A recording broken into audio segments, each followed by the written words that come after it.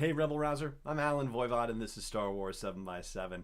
We're at episode number 1567 right now, and continuing on with the conversation that we had yesterday about those couple of very specific items that showed up in the prop photos Jon Favreau posted on his Instagram account. I wanted to reconsider the idea of fan service. I'm sure that you've probably heard that phrase before, and it apparently has a lot deeper of a backstory to it than I necessarily realized. So, it came up for me when considering those two particular props. Again, the Ambin Phase Pulse Blaster and the thing that looks like an ice cream maker, even though we don't know exactly what it is, or at least I don't believe that we do. But anyway, the only reason why those objects would appear or be props in anything at this point, you would think has to do with fan service. Now, Jon Favreau may have a very good reason for these items appearing that may not be fan service at all. It may just happen to be that, hey, they're necessary to the story. So the jury's out on that. Let's, not get that wrong, okay? I'm not jumping to the conclusion that it's purely for fan service, which sometimes is expressed as a derogatory thing. That if you're only doing this for fan service, you're only doing something to give the fans something that they allegedly want, then you're not doing the whole story a good service, right? That if you're only pandering, as it were, then that's not really what the audience truly deeply wants, which is a great story and well told. So, in trying to learn more about fan service, the history that I've discovered by, a variety of Google searches and whatnot, is that this concept is actually a Japanese concept that originates in the anime and manga industries, and it actually refers to a large degree, to racy, graphic, sexual content in a way, which is kind of surprising, or at least it was surprising to me. But over time, the concept of fan service has expanded to not just include that, but also to just include the idea of something that fans would, in theory, want from a given story. And sometimes that means references that are, very sly, Easter eggy kind of references to other things, to other stories. So, for example, the fact that Darth Maul appears in Solo: A Star Wars Story, or Maul, since he's no longer a Darth, right? That's a bit of fan service, basically, because it's a connection to the Phantom Menace and to the Clone Wars and to Star Wars Rebels, and it's a surprise thing that happens and gives you more details about a character that was actually very well appreciated in the Star Wars universe. So you could say that that's a bit of fan service, because they could have picked anybody. They could have made up an entirely new character to be the ultimate head of Crimson Dawn, and yet they decided to make it be a character that was already known, and known very well to Star Wars fans.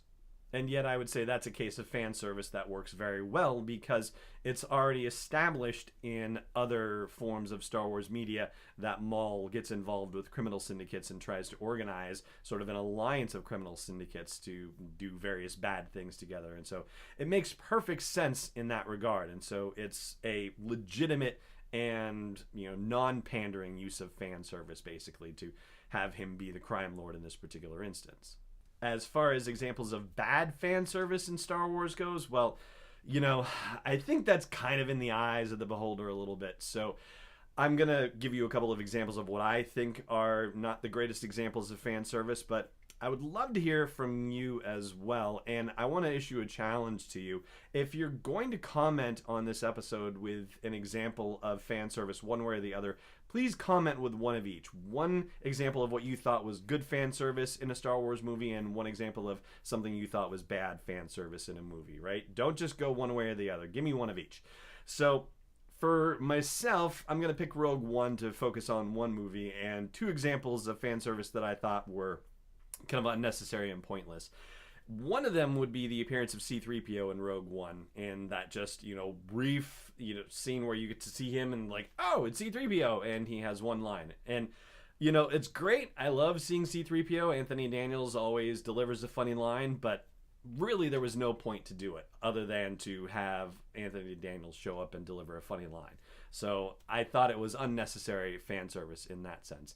And a larger one that actually I think has an impact on the broader story overall is the scene on Mustafar in Vader's castle where Krennic comes to have a chat with Vader.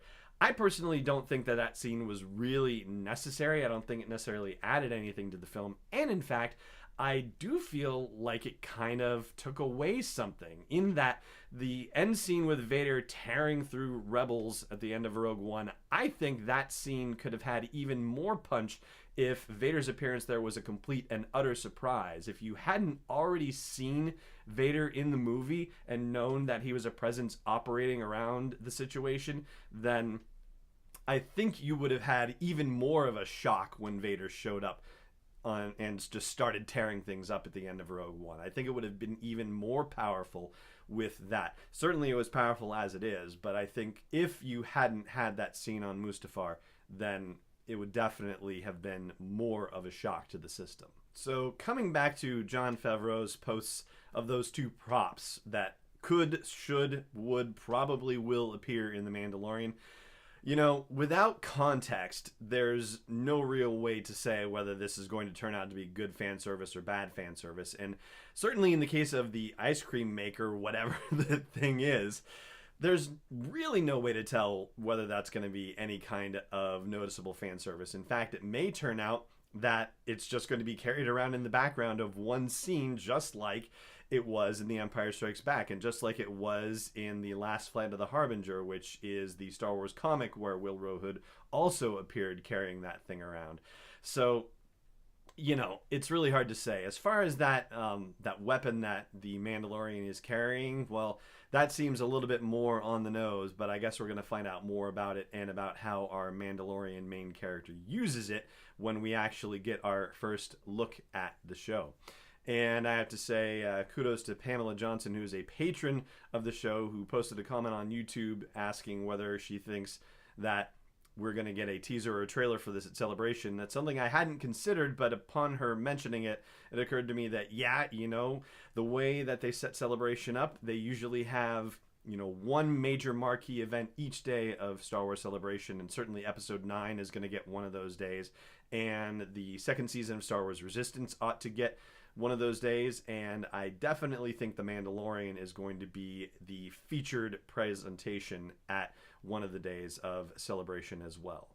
And that is going to do it for this episode. I'm going to remind you once again of your challenge. If you're going to drop a comment on this show anywhere that you happen to be catching it, then please do remember I want one example that's good and one example that you did not appreciate or did not think worked out well. Both, okay? Not one or the other. It's got to be both. And aside from that, I want to say I hope you will subscribe to the show if you are not yet subscribed to it, and I hope you'll consider supporting this crazy, ridiculous, day-by-day effort that's gone on for the past 4 and almost half years to give you a daily dose of Star Wars joy by supporting the show at patreon.com/SW7x7. For now, though, it just remains for me to say thank you so much for joining me for this episode, and may the Force be with you wherever in the world you may be. This podcast is not endorsed or sponsored yet by Lucasfilm Limited, Disney, or 20th Century Fox, and is intended for entertainment and information purposes only. Star Wars, the Star Wars logo, all names and pictures of Star Wars characters, vehicles, and any other Star Wars-related items are registered trademarks and or copyrights of Lucasfilm Limited or their respective trademark and copyright holders. May the Force be with them. All original content is copyright 2018 Star Wars 7x7. We hope you love it!